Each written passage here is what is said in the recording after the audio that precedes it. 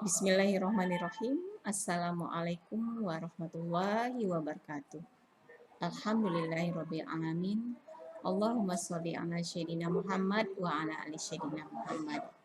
Rabbi shrahli sadri wa yassirli amri wahlul 'uqdatam min lisani yafqahu qawli.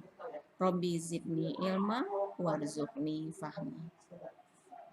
Anak-anakku yang Umi cintai, pada pertemuan kali ini kita akan belajar tentang kisah keteladanan Nabi Yusuf alaihissalam.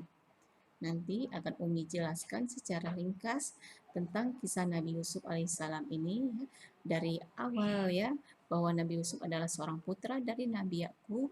Terus nanti beliau diajak oleh saudara-saudaranya untuk berpergian ya. Kemudian beliau dibuang oleh saudara-saudaranya ke dalam sumur dan kemudian diselamatkan oleh pedagang ya, dan kemudian beliau dibeli oleh seorang perdana menteri Mesir ya. Nah, untuk kisah selengkapnya berikut akan Umi ceritakan tentang secara ringkas tentang kisah Nabi Yusuf alaihissalam. Nabi Yusuf alaihissalam adalah putra dari Nabi Yakub alaihissalam. Beliau seorang nabi yang wajahnya sangat tampan dan berperilaku terpuji ya, sehingga membuat ayahnya sangat menyayangi beliau. Hal inilah yang membuat iri hati oleh para saudara-saudara Nabi Yusuf yang berjumlah 11 orang. Hanya satu saudaranya yang bernama Bunyamin yang baik hati kepada Nabi Yusuf. Nah, suatu malam Nabi Yusuf bermimpi melihat 11 bintang, matahari dan bulan bersujud kepada beliau. Mimpi ini kemudian diceritakan oleh Nabi Yusuf kepada ayahnya Nabi Yakub. Mendengar cerita itu, ayahnya melarang Nabi Yusuf untuk menceritakan kepada saudara-saudaranya. Karena Nabi Yakub takut apabila hal ini diketahui oleh saudara-saudaranya, saudara-saudaranya akan semakin iri kepada Nabi Yusuf. Ya, suatu hari saudara-saudaranya izin kepada ayahnya untuk membawa Nabi Yusuf ini untuk berpergian mengembala domba. Namun ternyata saudara-saudaranya udah punya niat jahat kepada Nabi Yusuf. Nabi Yusuf kemudian mereka buang ke dalam sumur. Kemudian saudara-saudaranya pulang, bilang kepada ayahnya kalau Nabi Yusuf ini sudah dimakan serigala. Hal ini akhirnya membuat ayahnya sedih. Saking sedihnya Nabi Yakub ini kebanyakan nangis sampai-sampai mata Nabi Yakub ini menjadi buta. Nabi Yusuf walaupun dibuang oleh saudaranya ke dalam sumur, ada seorang pedagang yang menyelamatkan beliau. Kemudian Nabi Yusuf ini dijual sebagai seorang budak. Kebetulan yang membelinya adalah seorang perdana menteri yang bernama Kitfir. Kemudian Nabi Yusuf ini dijadikanlah sebagai seorang pelayan di istana.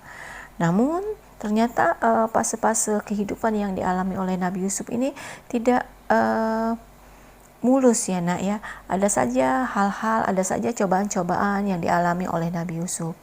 Kita pun seperti itu, akan senantiasa mengalami cobaan-cobaan yang menguji kita ya, sehingga kita akan semakin tangguh dengan ujian-ujian itu. Ya, pasti ada hikmah di balik cobaan, di balik hal-hal yang tidak enak yang akan kita temui ya. Nabi Yusuf ini difitnah sehingga beliau dimasukkan ke dalam penjara ya. Pada saat itu Perdana Menteri Mesir ini bermimpi melihat 7 ekor sapi gemuk memakan 7 ekor sapi yang kurus. Perdana Menteri ini bertanya kepada orang-orang, siapa yang bisa menakwilkan mimpi saya ini? Terus ada seseorang yang menyampaikan kepada Perdana Menteri itu bahwa ada seseorang yang bernama Yusuf di dalam penjara yang bisa menakwilkan mimpi. Coba panggil, kata Perdana Menteri ini. Sehingga Nabi Yusuf pun dipanggil dan Nabi Yusuf ternyata mahir untuk menakwilkan mimpi ini. Nabi Yusuf mengatakan bahwa nanti rakyat Mesir akan mengalami kemakmuran selama 7 tahun. Setelah itu rakyat Mesir akan mengalami paceklik selama 7 tahun pula. Oleh karena itu Nabi Yusuf menganjurkan kepada Perdana Menteri agar selama musim panen, rakyat harus menyimpan sebagian dari hasil panennya untuk dijadikan persediaan menghadapi masa paceklik gitu ya. Kemudian akhirnya Nabi Yusuf diangkatlah sebagai Perdana Menteri Mesir. Kisah Nabi Yusuf ini telah diabadikan di dalam Al-Quran, ya, yaitu dalam surah Yusuf. Perjalanan Nabi Yusuf inilah ya, kita bisa mengambil hikmahnya bahwa kita hidup di muka bumi ini memang penuh dengan perjuangan. Allah menyediakan sesuatu yang indah, sesuatu yang baik di balik kesulitan yang kita hadapi, ya. Oleh karena itu, dalam berjuang, ya, dalam menghadapi kehidupan, dalam berjuang menghadapi cobaan-cobaan hidup, kita harus selalu senantiasa bersabar, ya, terhadap semua yang terjadi, ya. Karena tatkala kita bersabar, Allah mengatakan wabasyiris sabirin, berikanlah kabar gembira buat orang-orang yang sabar, ya. Allazi asobathu musibah qalu inna lillahi wa inna ilaihi rajiun, ya. Tatkala kita terkena musibah, sesungguhnya semuanya adalah milik Allah.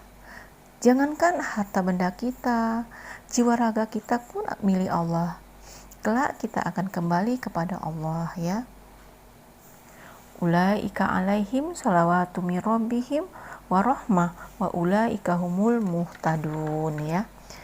Mereka adalah orang-orang yang mendapatkan sholawat dari Allah, mendapatkan rahmat dari Sang Pencipta, dan mereka adalah orang-orang yang mendapatkan hidayah.